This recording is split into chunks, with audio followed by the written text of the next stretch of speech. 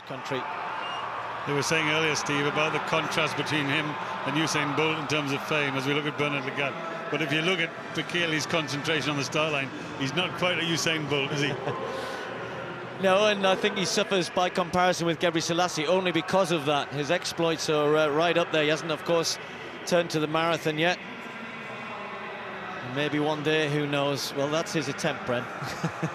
Actually, it's getting better, It's Steve. getting better. It's getting better. Yeah. See, he agrees. It's getting better. Well, I think sometimes you just have to admire people's athletic ability. We can't all be Usain Bolt. And Mo Farah, picture of concentration there. This is an event which he's waited for since last year as we look at Eliud Kipchoge, talking about that race in 2003.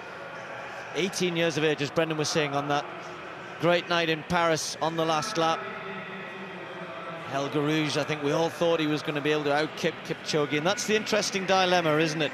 The speed of the fast men versus the endurance of the distance men. Will the race be slow enough that Lagat starts to fancy his chances to use his 1500-meter speed? He couldn't defend his title at the shorter distance, but he did run well. He took a bronze medal in that final earlier in the week.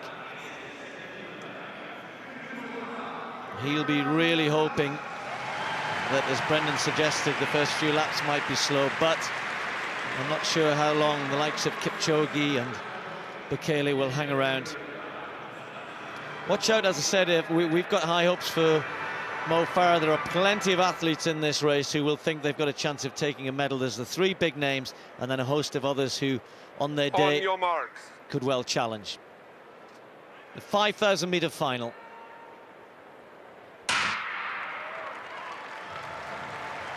That championship record, 12:52.79, set in that race in Paris. Not sure we'll see anything like that today, but who knows? Bekele has gone off hard around that first bend. Kipchoge following him. And then on the outside, Bernard Lagat leading that group as well. And then once they've run that bend hard, they slow right down as we come through for the first time. 12 laps to go. Well, we've seen him in many, many kinds of races on the country, on the track, indoors and out, 5 and 10,000 metres. And his traditional opening is to get to the front as soon as he possibly can. Normally his scenario is to get to the front as soon as he can and stay there. But today he doesn't need to be at the front all the time. But I think one of the things that he's going to be carrying with him in this race today is that he needs to make it somewhere in the race. He needs to make it fast enough so that he puts pressure on the Lagat and Kipchoge, because he knows he can outsprint them, but I think he can outsprint them better in a true run distance race. If it's really slow, I think he could have some questions. But Mo Farah at the back of the pack, just sitting there next to Abdosh, who ran such a brave race when he fell over in the heats and came racing back and ran very, very hard all the way there, and eventually was reinstated. And I thought that was a great piece of refereeing by the judges, and I thought it was great what they did. Bekele settling down, and he's slowing there at the front. Well, he's picked the pace up a little bit. I'm just a little concerned about Mo Farah. He's having to speed up a bit now to get with this a bit of injection of pace. You can see they're all stretched out. He's right at the very back.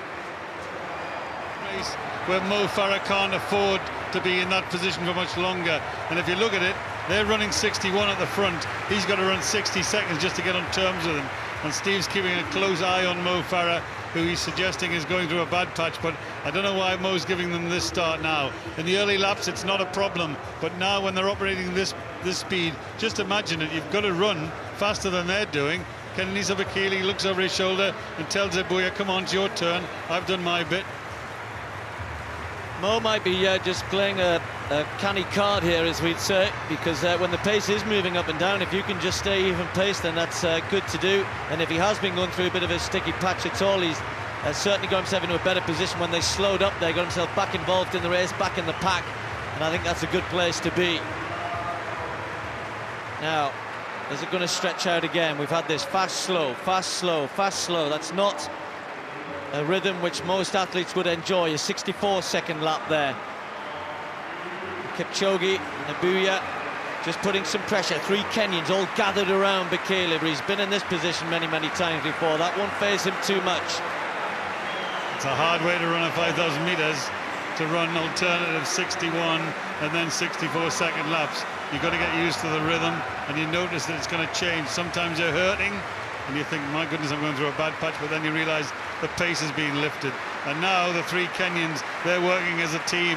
Eliud Kipchoge did his bit, and they've got 8 laps to go in the men's 5,000 metres, and this is the kind of distance where athletes can start thinking about making serious attempts. Kipchoge does his in the early stages. The race was slow, and he wasn't a problem at all, but now the champions are at the front. The world champion for 5,000 metres, the former world champion for 5,000 metres, and the world champion for 10,000 metres, Kenenisa Bekele. Just glancing over his shoulder there, he got a bit of a click on the heels. He wasn't very happy with that. He glared at Lagat. 62 seconds, he's going to have to keep picking it up. He's going to have to keep moving it faster, and he's going to have to run faster than 62 to get rid of this group.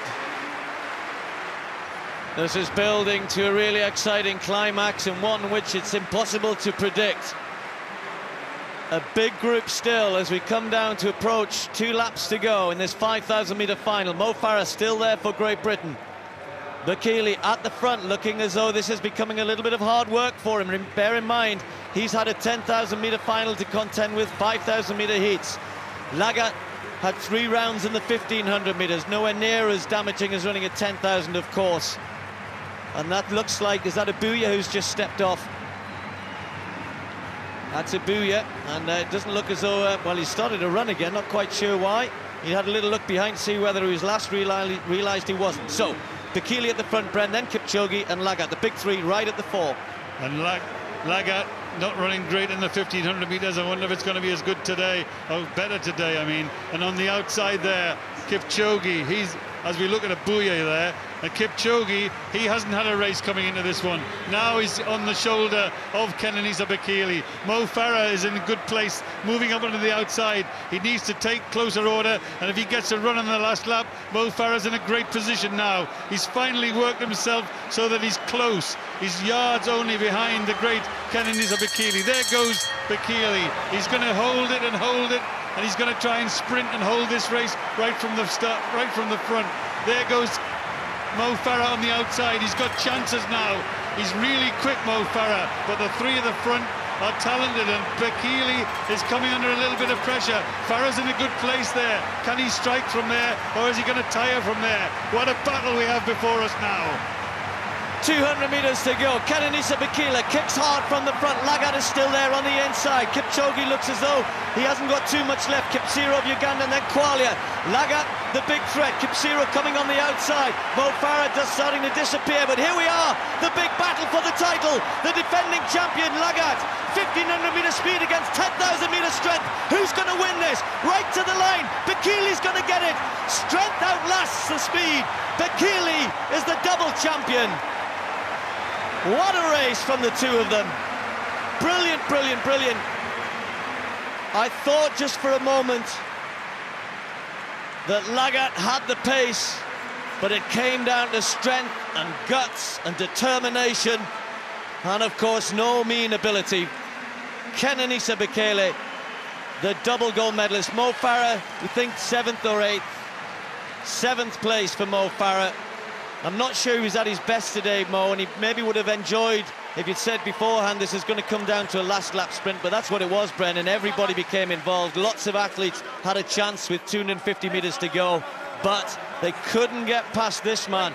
You know what, Brennan? It always reminds me of a 5,000 metre Olympic final, Lassie Vir in 1976, when they were queuing on his shoulder to get past. They were queuing on the shoulder of Kenenisa Bekele, and they couldn't get past him.